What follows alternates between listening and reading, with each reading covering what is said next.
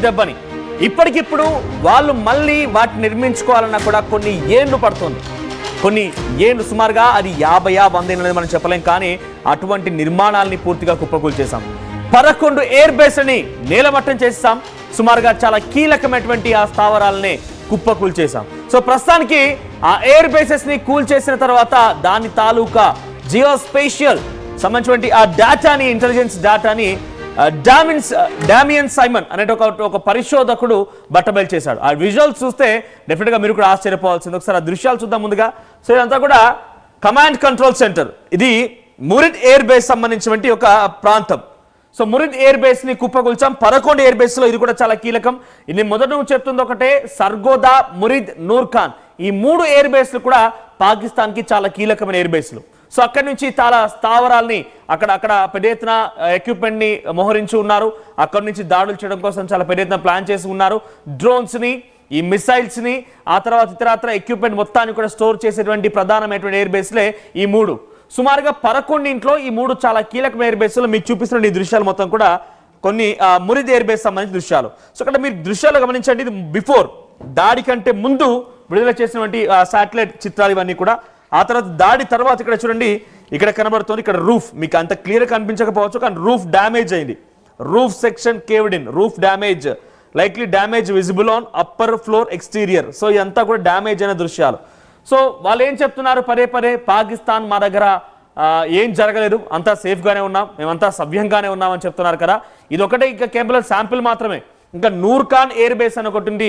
ఆ నూర్ఖాన్ ఎయిర్ బేస్లో కూడా చాలా దారుణమైన సిచ్యువేషన్ని భారత్ వాళ్ళకి చూపించింది. ఒకానొక సందర్భంలో పాకిస్తాన్ ఏదో చేద్దాము, చైనా మాకు సపోర్ట్ ఇస్తోంది, టర్కీ నుంచి డ్రోన్స్ వస్తున్నాయి, చైనా నుంచి మిసైల్స్ వస్తున్నాయని పెద్ద ఎత్తున అత్యాశకు పోయి మేకపోతు గాంభీర్యాన్ని ప్రదర్శించింది. కానీ ఎప్పుడైతే మనం ఈ ఎయిర్ బేస్ని కుప్పకూల్చేసామో, ఆపరేషన్ సింధూర్ పేరుతో మన బ్రహ్మోస్ని ప్రయోగించి ఈ 11 ఎయిర్ బేస్ని మనం నేలమట్టం చేస్తామో, అప్పుడు వాళ్ళకు ఒక ఆలోచన వచ్చింది. ఎందుకంటే మన దగ్గర ఉన్నది కాస్త ఊడిపోయింది.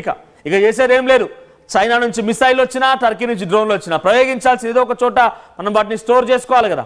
ఆ స్టోర్ చేసిన ప్రాంతాన్ని భారత్ నేలమట్టం చేసినాక ఇంకా ఒరిగేదేముంది. ఇక్కడ మీరు డైరెక్ట్గా స్క్రీన్ పై ప్లే చేస్తాం చూడండి.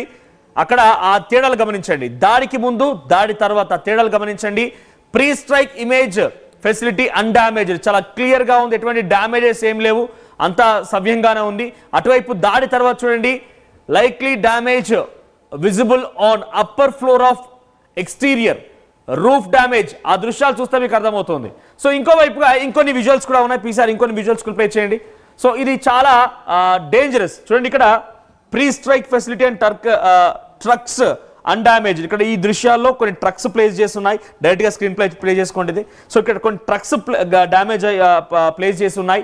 ఆ తర్వాత పక్కనే కొన్ని ఫ్లోర్స్ ఉన్నాయి. అదే ఒకసారి మీరు డైరెక్ట్గా కుడివైపు చూడండి. దాడి తర్వాత దృశ్యాలు గమనిస్తే ట్రక్స్ మొత్తం కూడా పూర్తిగా శిథిలం అయిపోయాయి. ట్రక్స్ మొత్తం కూడా శిథిలమైపోయాయి. శిథిలాలు మొత్తం కూడా అక్కడ పడి ఉన్నాయి. అటువైపుగా partial damage visible to adjacent building.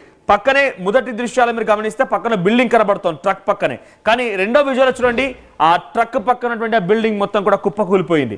సుమారుగా post strike special use trucks destroyed. So ఎవరైతే స్పెషల్ పర్పస్ లో యూజ్ చేసిన ట్రక్స్ ఉంటాయి కదా, యుద్ధ సామాగ్రిని తరలించడం కోసం యూజ్ చేసే ట్రక్స్ మొత్తాన్ని కూడా కుప్పకూల్ చేశారు, నేలమట్టం అయిపోయాయి.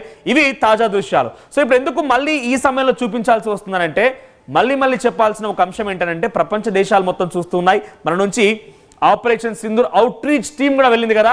సో అవుట్ రీచ్ టీమ్ దగ్గర ఇవన్నీ దృశ్యాలు ఉన్నాయి. సో వాళ్ళు ఏం చెప్పాలనుకుంటున్నారంటే, ఆపరేషన్ సింధూర్ ద్వారా మేము టార్గెట్ చేసింది కేవలం వాళ్ళ ఉగ్ర స్థావరాలనే. కానీ ఆ తర్వాత ఎప్పుడైతే వారు రిటీలియేట్ చేసి దాడులు చేయడం ప్రారంభించారో, మా సివిలియన్స్ పైన భారతీయుల యొక్క రక్తాన్ని ఎలా చిందించారు, అప్పుడు మొదలుపెట్టింది అసలు యుద్ధం భారత్.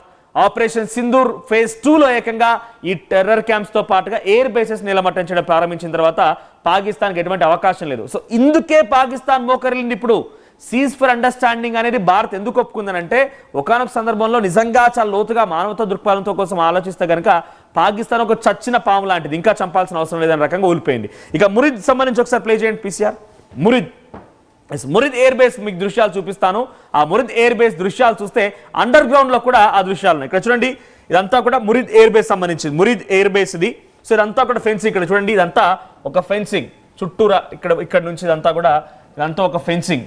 పూర్తిగా ఆ ఎయిర్ బేస్ చుట్టూ నుండి ఏర్పాటు చేసుకున్న ఫెన్సింగ్. సో ఇక్కడ ఇదొక చెక్ పోస్ట్ ఎంట్రీకి, తర్వాత అంతా ఫెన్సింగ్, ఇక్కడ ఎంట్రెన్స్. ఇదేంటి ఎంట్రెన్స్ అని అంటే కనుక అండర్ గ్రౌండ్లో కూడా ఉన్నాయంట వాళ్ళకి. అండర్ గ్రౌండ్లో కూడా ఎక్విప్మెంట్ దాచేసుకున్నారట. అండర్ గ్రౌండ్లో ఎక్విప్మెంట్ దాచేసుకున్న నేపథ్యంలో చాలా ప్రెసిషన్ టార్గెట్స్ అన్నారు చూసారా. భారత్కి ఇన్ఫర్మేషన్ మొత్తం ఉంది.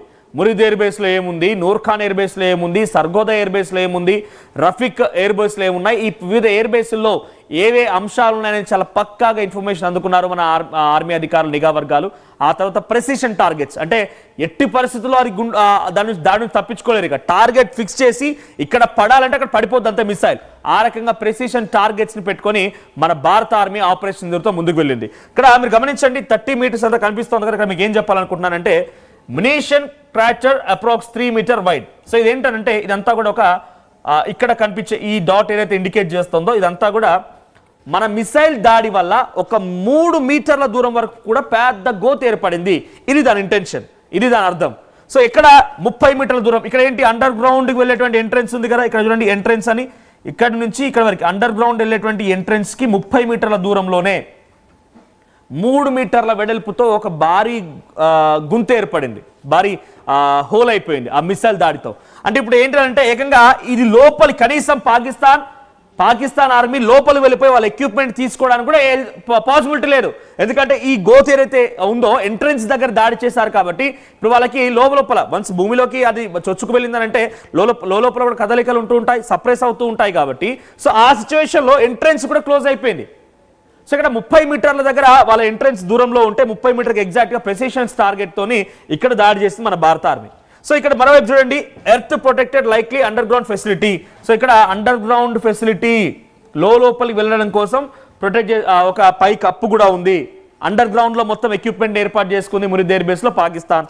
మరోవైపుగా earth protected like underground facility. So ఇక్కడ కూడా ఒకటి ఉంది, ఇటువైపు ఎంట్రెన్స్, ఇటువైపు ఎంట్రెన్స్. సో మనల్ని టార్గెట్ చేసింది ఇక్కడ ఎంట్రెన్స్, మొదటి ఎంట్రెన్స్ దగ్గర టార్గెట్ చేశారు.